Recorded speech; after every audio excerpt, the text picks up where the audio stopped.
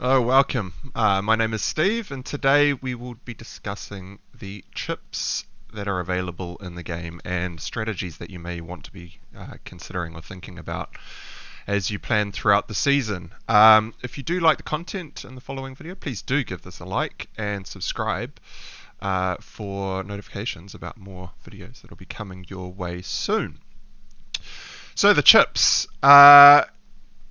At the start of each game, we are given a set of chips to use throughout the 38 game weeks of the season.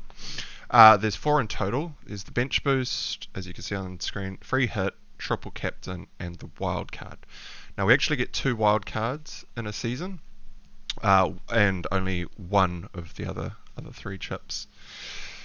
So to start with, we'll just discuss the wild card to begin because it is the most powerful chip in the game. And at the start of the season, you are effectively doing the same thing as you would with a wild card. So a wild card can be played this year can be played between two different sets of game weeks. So you have a wild card in roughly the first half of the season, so it has to be used before game week 16.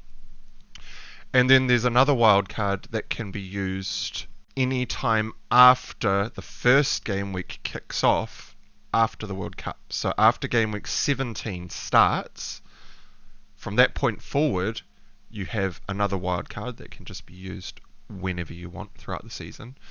And this year in particular is quite different. We have another free transfer window. Now, I'm not calling it a wild card because it's an enforced time span of when this thing kicks in. So as soon as game week 16, the deadline is over. That's the last game week before everyone takes off for the World Cup. From that deadline day, you have unlimited free transfers until the start of game week 17.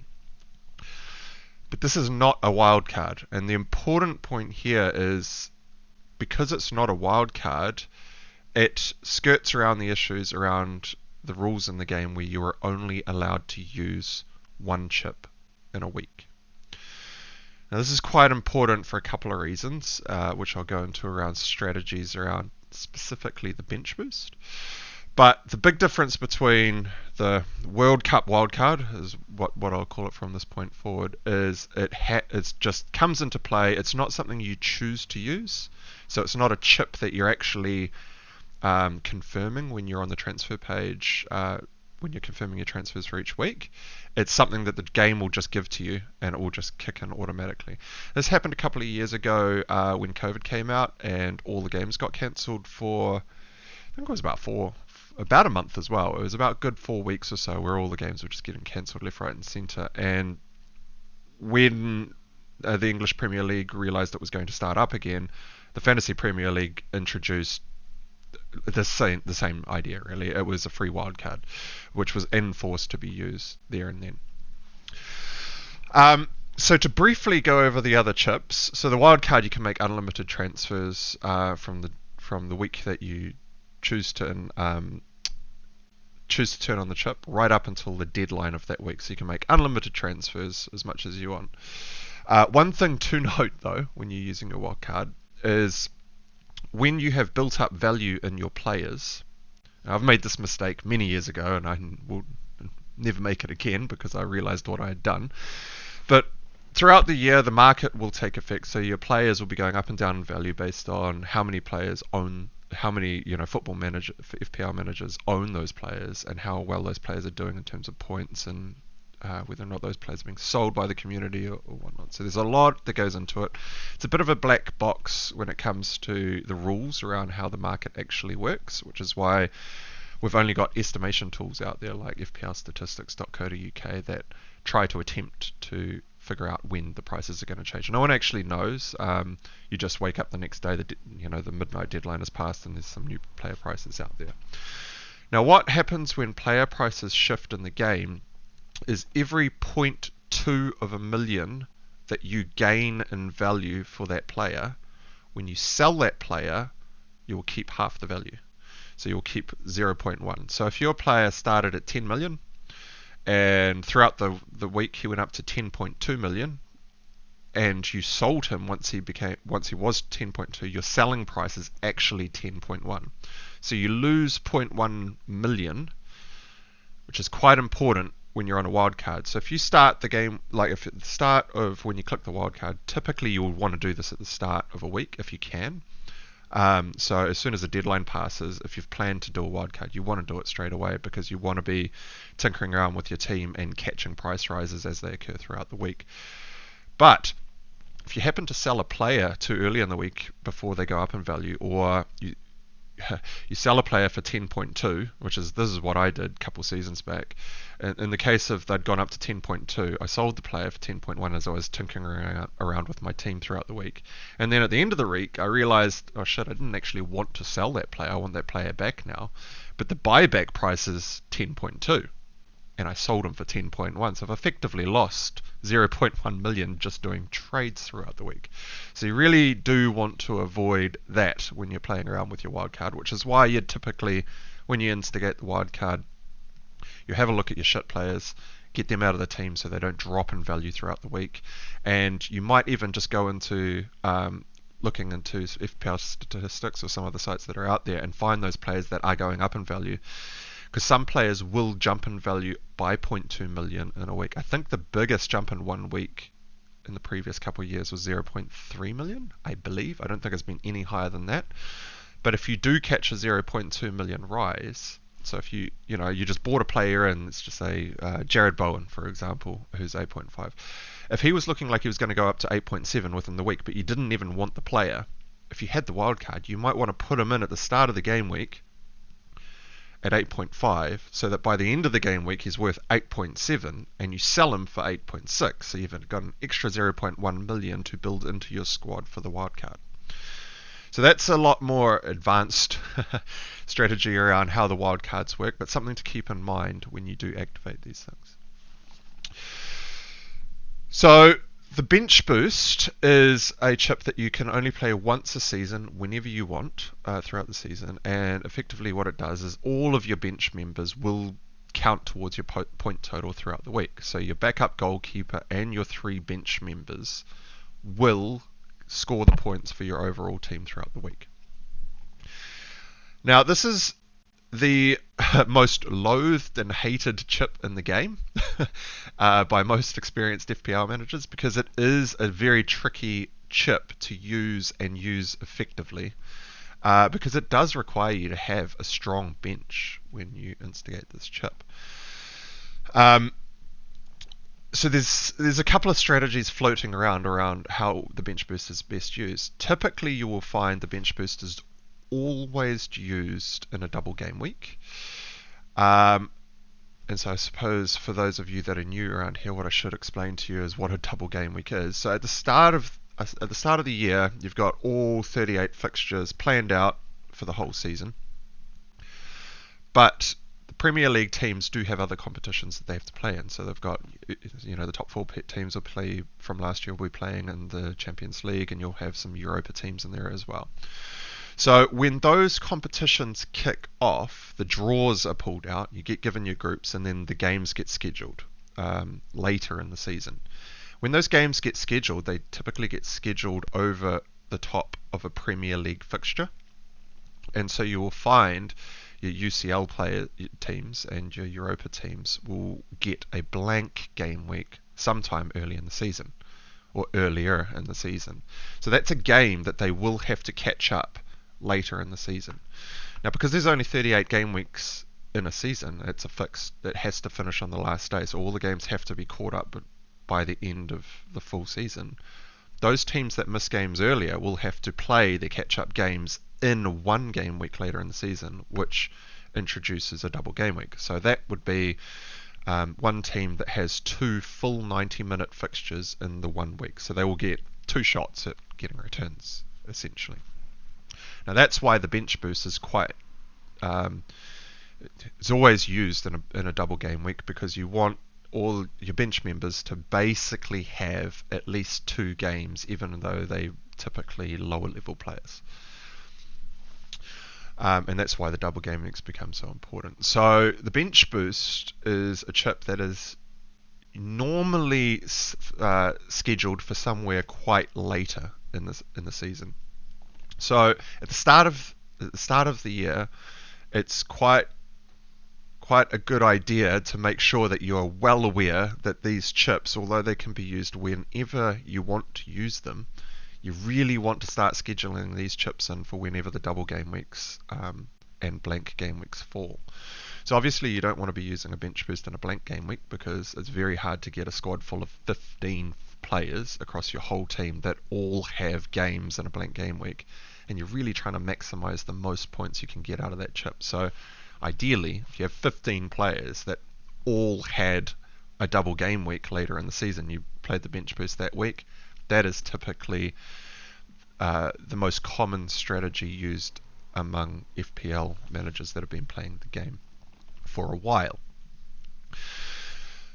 So the blank game weeks pose... Well, actually, before I go to the blank game weeks and the free hit, I'll go over a couple of strategies for the bench boost chip. So we'll tackle that one first because it is the hardest chip. In the scenario where you have a double game week and you actually have all 15 members playing, as I mentioned, your bench will probably be pretty weak at that time. You'll have some 4.5 million midfielders, maybe a 4 million defender sitting on there. Ideally, you want another playing goalkeeper, so I start the season with one dead goalkeeper spot, just to maximize the value on my team as I kick off the season. But when you get throughout the season, you're going to want to have two playing goalkeepers at some point to effectively use your bench boost chip properly. Now, that takes a lot of planning, right? You don't want to carry two playing goalkeepers necessarily throughout your season because you might have just dead money sitting on your bench. Now, some managers do like to rotate keepers. You'll see a lot of managers sitting out there with two 4.5 rotating keepers based on the fixtures that they have. So you might see Team A has a really good game week 1, 3, and 5, and goalkeeper 2 has very good game weeks 2, 4, and 6. And so you play one goalkeeper 1 week and then you swap it out and swap it over week by week based on the fixtures. That is a viable strategy, and I have played that in the past, but I typically like to start the season with as much value in the 11 players on the pitch as I possibly can.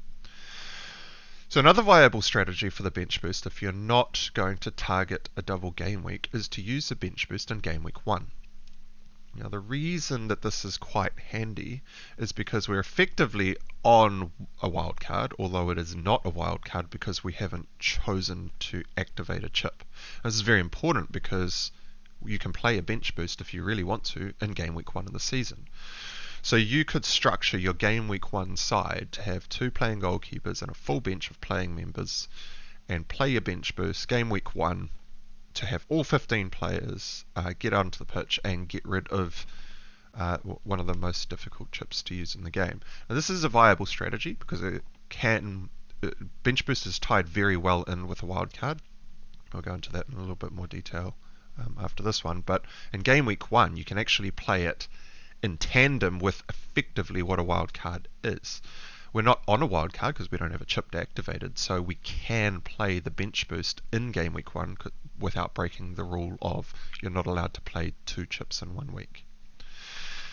Now this season we have the World Cup with the additional wildcard. Now it's not a wildcard because you haven't activated the chip, and this also means in game week 17, when we get back after the World Cup, having made all of our unlimited transfers across the 4 or 5 weeks that the World Cup is actually playing, we could start game week 17 in the same frame of mind and actually activate our bench boost after a whole team restructure and get your 15 players out then.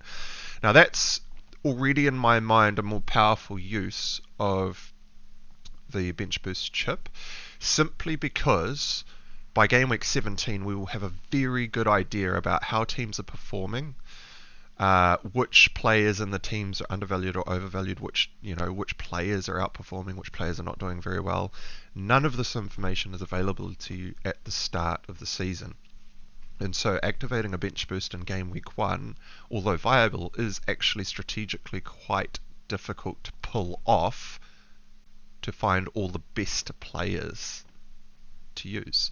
I mean, game week 1, you've got to do a hell of a lot of research to know who's going to be starting, which teams are playing what, how they've done pre-season with all of the subs that they're making and all the tactics that the managers are trying out and trying to drill in, and players that they're putting in different positions to see how they work. It's very hard to get a clear idea of how these teams will start off the year. So a bench boost in game week 1, although a viable strategy, is a difficult strategy to pull off. And I would say if you are considering that this season, definitely have a look at the option of waiting until game week 17 to do this, because you will have much more information at your disposal to activate that chip. Now, in season, like a World Cup only comes around every 4 years, so in a typical season, if we would try to tie in a bench boost very close to the use of one of our wildcards. So every year we get 2 wildcards. Now, the tricky part about this is you can't use a wildcard and a bench boost in the same game week. You can't just go wildcard, I want to change 15 players, and use the bench boost on that game week. The game doesn't allow you to do it. So there's the two strategies that are used the most out there, which is to wildcard either into a bench boost or out of a bench boost. Now, in the first one, when you wildcard into a bench boost, that would be typically what I've been explaining all along, but the only caveat being that once you play your wildcard chip and set your new 15 players in your squad, you can't use that bench boost until the next game week, because you'd be violating the rules. So that's a good way to structure the use of a bench boost. The only downside of doing it that way is you build a full squad of 15 players, so you do have to put value on your bench. You have to spend the money on your substitutes in order for that bench boost to actually take effect.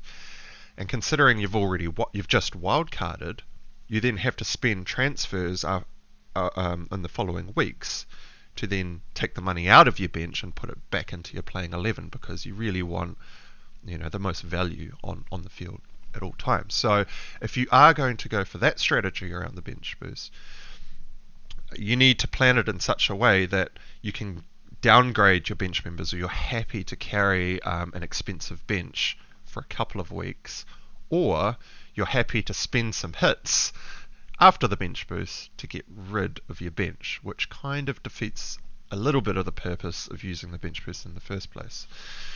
Because a bench boost, typically you're aiming for about 16 points is roughly average for a bench boost, because you've got 4 players on your bench. If they all play 2 games and they all get 2 sets of appearance points, that's 4 points per player times 4 players on the bench. You should get 16 points if none of them get a yellow card. Maybe if one of them is a midfielder and they keep a clean sheet, they might get an extra point, but you're basically aiming for about 16 to 20 points is a good use of a bench boost. Anything above that is decent. Anything below that, kind of a waste of the bench boost. So to spend 4 points out of what you're aiming for is 16, so a quarter of what you may have just gained from a bench boost, to then spend that to get rid of your bench members on hits in the following week, kind of defeats the purpose of using the bench boost in the first place. So you really want to time that wildcard and bench boost in a way that you know that bench is going to be very useful for you over a couple of weeks. So maybe they rotate really nicely with some of your on the field players, so that each week you can downgrade a bench player and put it back into your playing 11. Maybe you rotate out of it quite nicely, but it does take quite a bit of planning. Now, probably the most powerful use of a bench boost is if you can use your bench boost and then wildcard the week after. And that's just to tidy up the result of what I was just discussing and the other strategy of wildcarding before. And this way you build towards a bench throughout a couple of game weeks. So you build up a bench, and then you use your bench boost, pull in your 16 to 20 points hopefully, or more or less, and then you wildcard out of it the following game week to get all of those funds that are sitting on your bench distributed back into your 11 to restructure your team, because you may have been building a bench for one specific week, and then the following game week it could be terrible game. You could have all of your bench members playing the likes of Liverpool, City and Arsenal or Chelsea or whatever the following game week, and you really don't want to have to play those players the following game week. So as you can see, like structuring structuring your team in a way where a bench boost is going to be used effectively, gain the most points, and not cost you any points is quite tricky.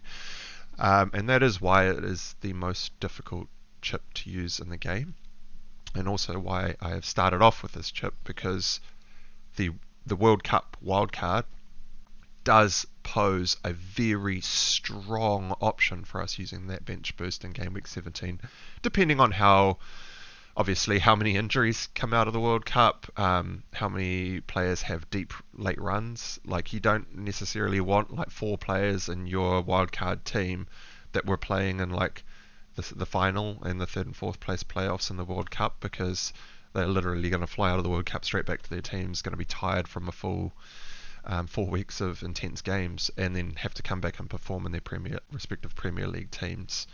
You do have to worry about that as well. So game week 17 might also be quite tricky to get an effective bench boost ready for, but definitely something to keep in the back of your mind as we're getting closer to that game week 16 deadline. So the free hit is like a wild card. You only get one per season, where it changes all of the players in your team for just that one game week, and then once that game week is over, your team will fully revert to the team you had before your free hit. So the free hit has two uses that are the most common uses against experienced managers, and that would be to either use the free hit to avoid a blank game week, or to maximize your team for a double game week.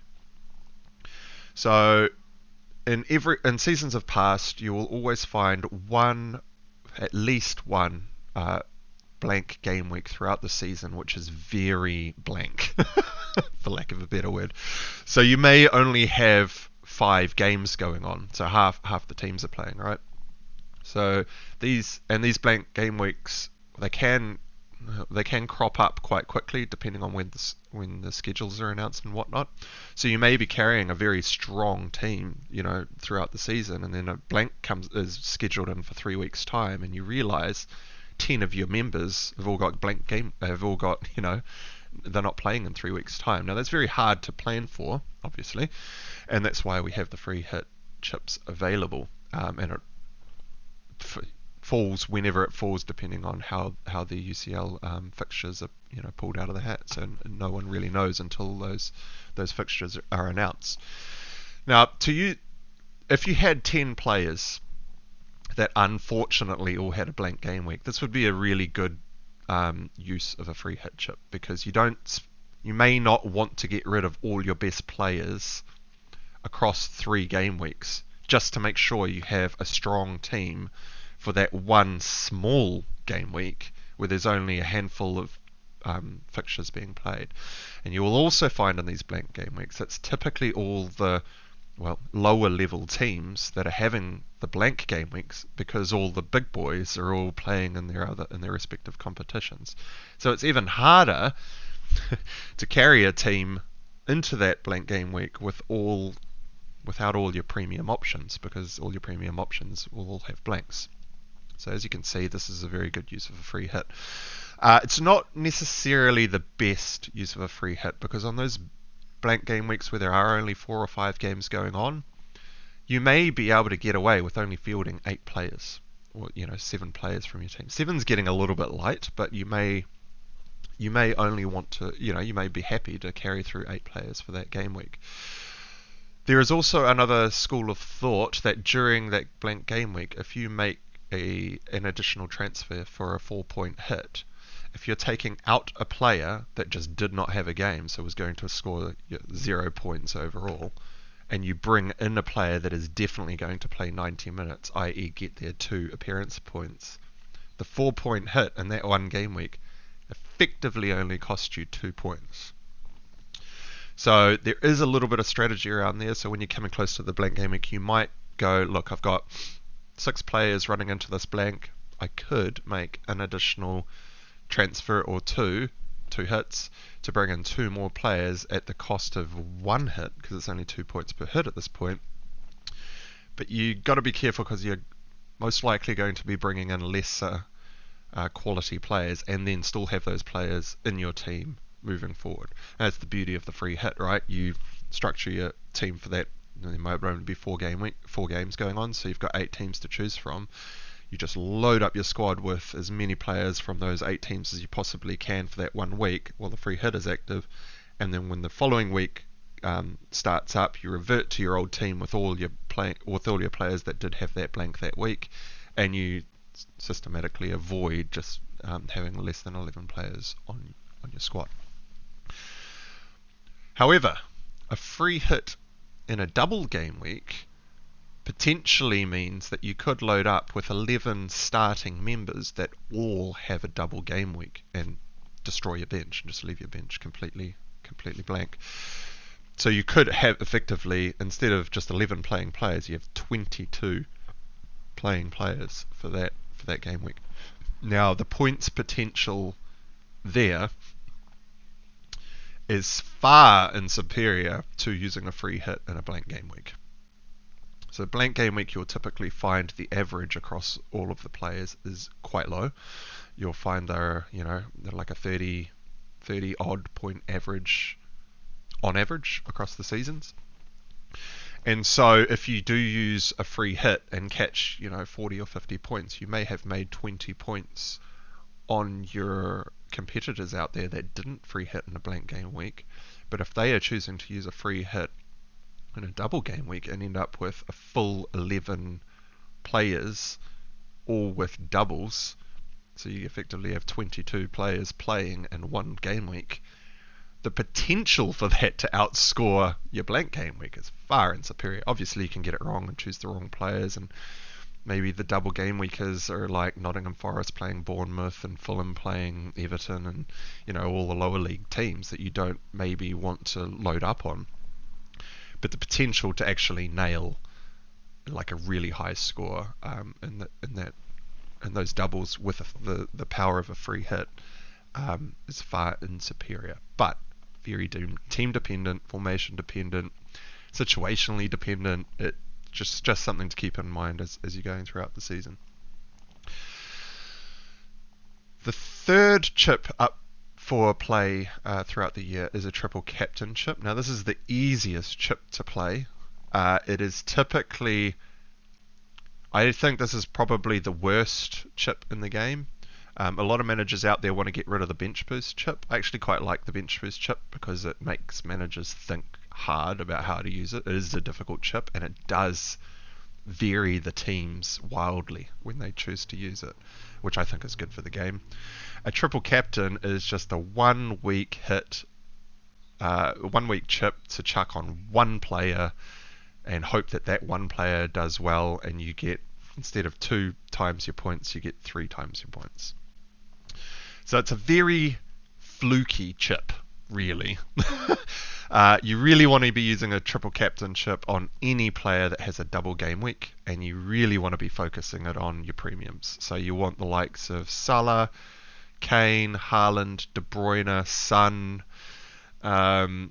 maybe even a Sterling or a Fernandes if he's doing well and they've got a great double. But you really want to be using your triple captain in a double game week, and it's very hard to nail a triple captain, really, because you've only got that 1 game week for it to work.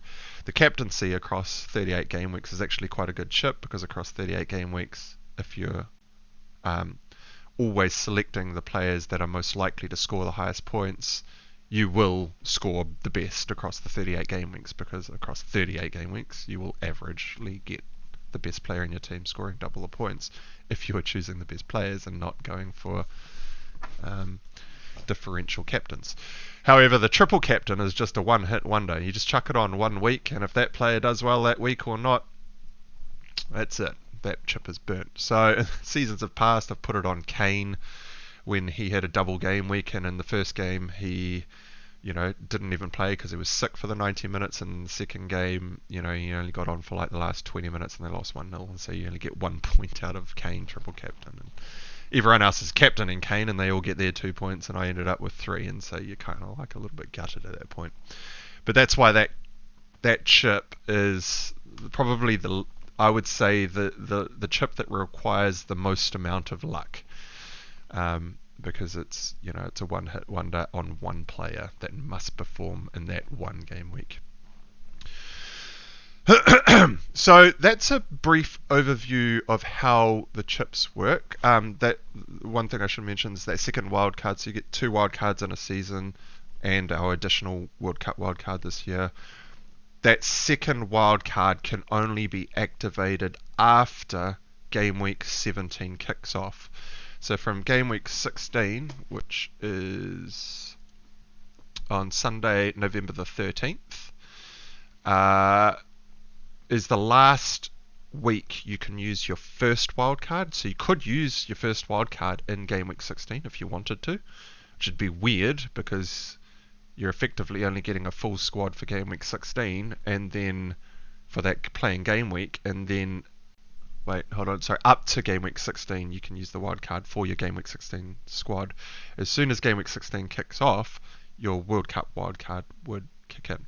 So to just recap that and explain that a little bit better, your wildcard can be used right up to Sunday, November the 13th. So just before the deadline of game week 16, your first wildcard has to be used, otherwise it will expire. But then as soon as game week 16 kicks in, which is the last game week of the season before the World Cup kicks off, you have unlimited transfers from that point. So you really don't want to be using your first wildcard on game week 15. And you really don't want to be using it game week 14 or too close to game week 16 either, because you're only getting the most benefit out of that first wildcard for the last couple of game weeks before the World Cup kicks off, and then you get unlimited transfers again. So you do really want to be thinking about not leaving that first wildcard too late.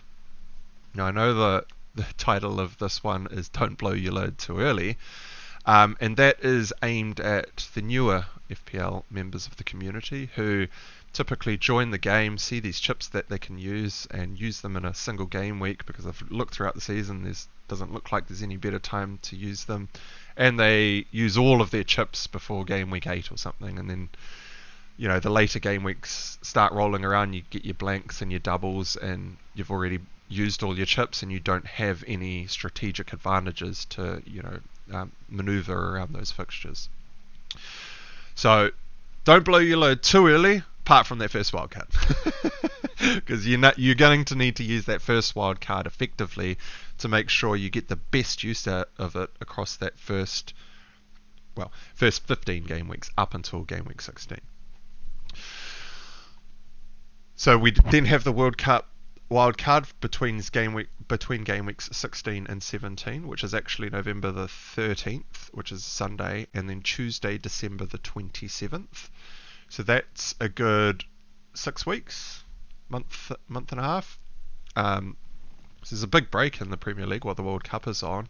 The market, which dictates the player pricing, will still be in effect across the 6 weeks, and so that World Cup wildcard will be very important to activate as soon as game week 16 kicks off. Start making your trades and get rid of those players that are going to go down in value, and try and jump on those players that are going to go up in value, and try to play the market as best you can across the 6 game weeks to build as much value as you possibly can to store for use in the second half of the season.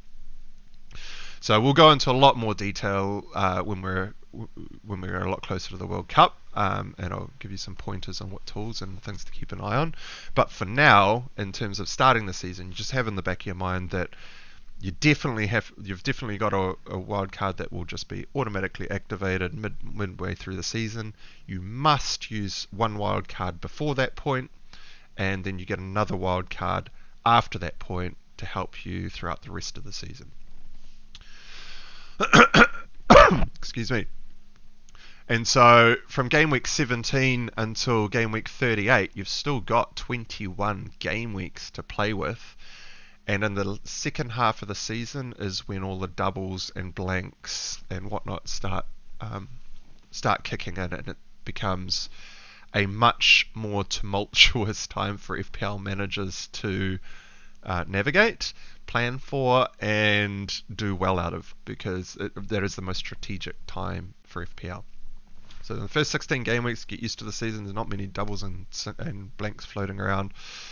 So you plan. It's a much more structured game up until the second half of the season, when all the doubles and blanks start kicking in, and all the UCL fixtures get later into the quarterfinals and semi-finals and whatnot, and you have to start thinking about, is Mo Salah actually going to play against Nottingham Forest in midweek, or is he going to be held on to for Real Madrid at the weekend for UCL, or whatever, whenever the schedules might fall. So you do have to start thinking a lot more actively about those players in your team that used to be set and forget, because they were always getting their 90 minutes without other competitions that the actual Premier League managers need to be worrying about.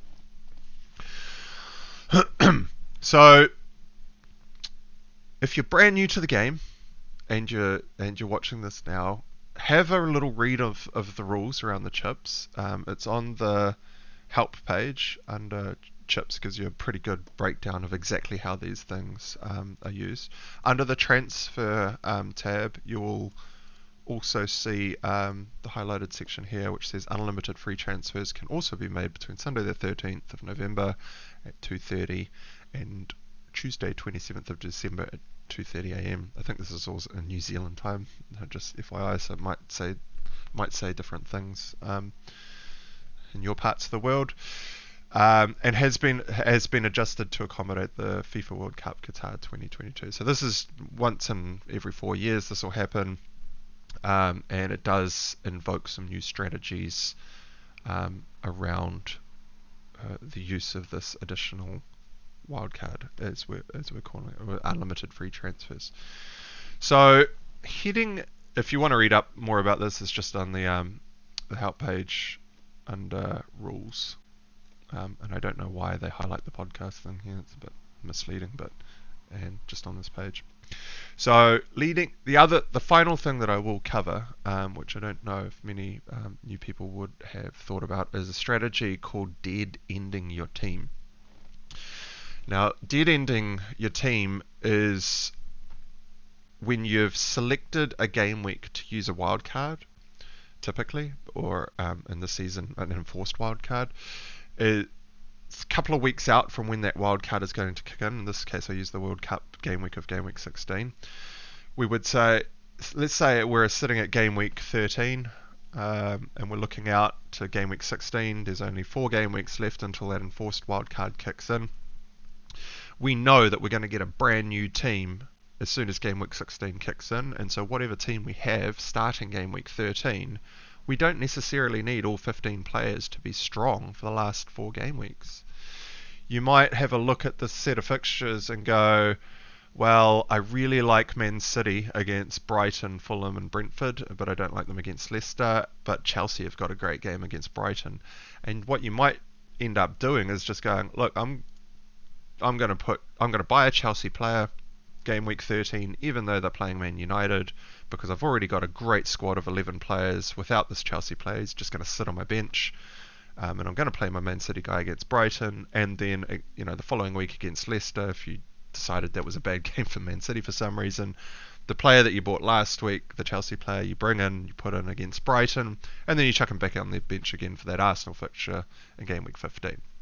So this is what you call dead ending your team. You're basically targeting specific fixtures leading up until when you're going to get a brand new team, and just not worrying about carrying a bench. So you're dead spotting spots in your bench. You go, hey, this player, I'm just going to find the cheapest player in the whole game. I'll find a 3.8 million guy, chuck him on the bench. Don't care. I just want the extra value so I can make a stronger team for these last 4 weeks before I get a brand new team. So this technique will be used quite heavily this year leading up to game week 16. It is also available to you before each use of the wildcard if you're planning your wildcard in effectively. So you always want to keep on top of the fixture schedule and which teams have a fixture swing. I haven't seen too many heavy fixture swings leading up into game week 16. There was some very noticeable fixture swings last year around game week 8 where Chelsea had a horrific start of the season but then a beautiful run of fixtures. Um, so that's a good time to invoke a wildcard last year. Would be, okay, game week 8, I'm going to wildcard straight into a Chelsea strong squad. So in game week 6, you already know that you're going to do this, and you can spend game week 6 and 7 dead-ending your team into your wildcard for game week 8, if that was your plan.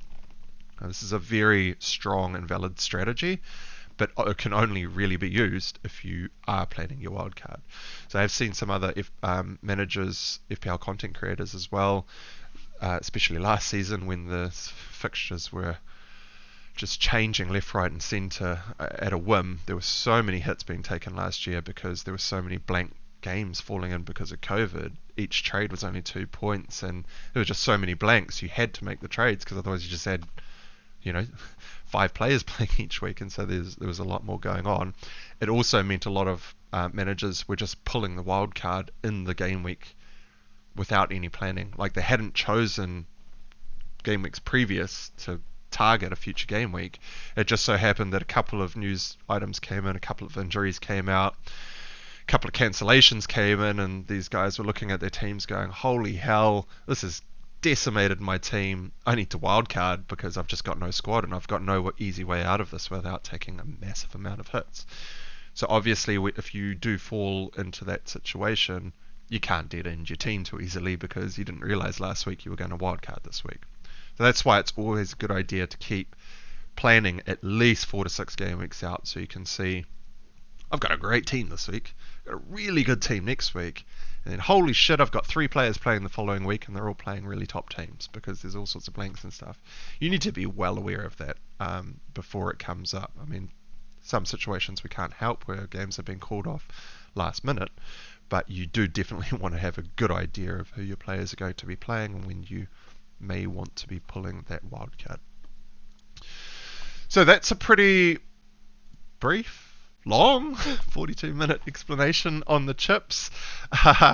Hopefully that made sense to you guys about how these chips are used and the difference between actually using a wildcard and this enforced wildcard that will be coming in the World Cup, where we can actually tie that enforced wildcard in with other chips.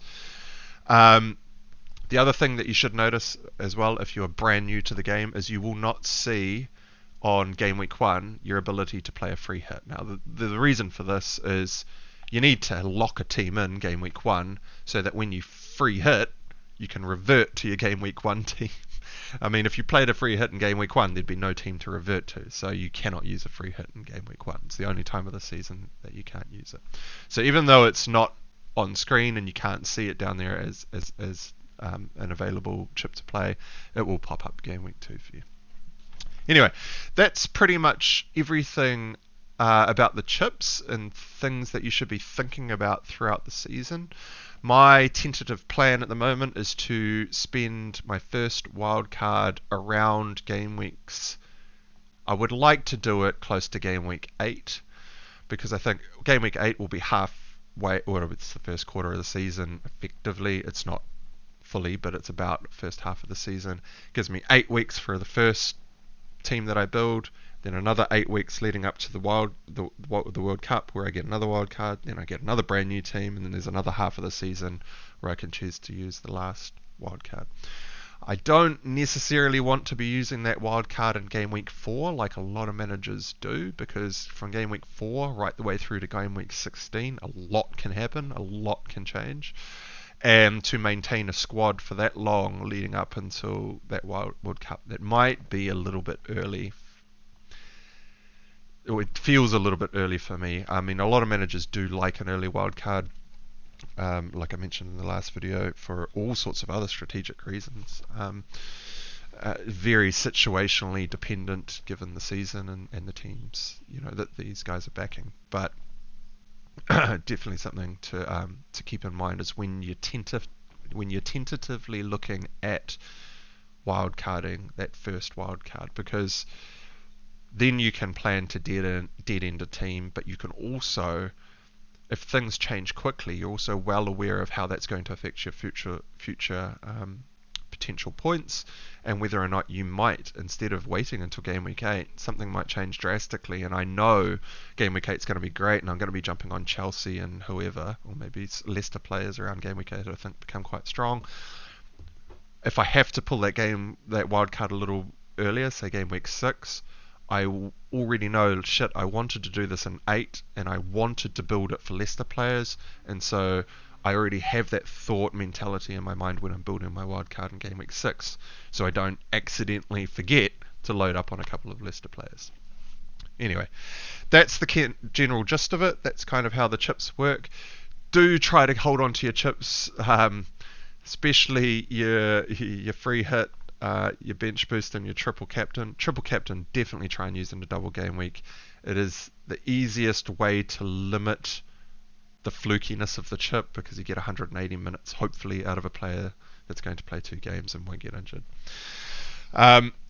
So yeah, don't blow your load too early out there, guys. I know it's a brand new game and there's all sorts of points out there. You could see some really good opportunities to maybe pull game week 3 free hit or something to get just an epic set of teams, but if you hold out until later in the season, you will gain way more points than your compatriots. So although you might fly off from the start, this is a marathon game. It is not a sprint. 38 game weeks is a very long time.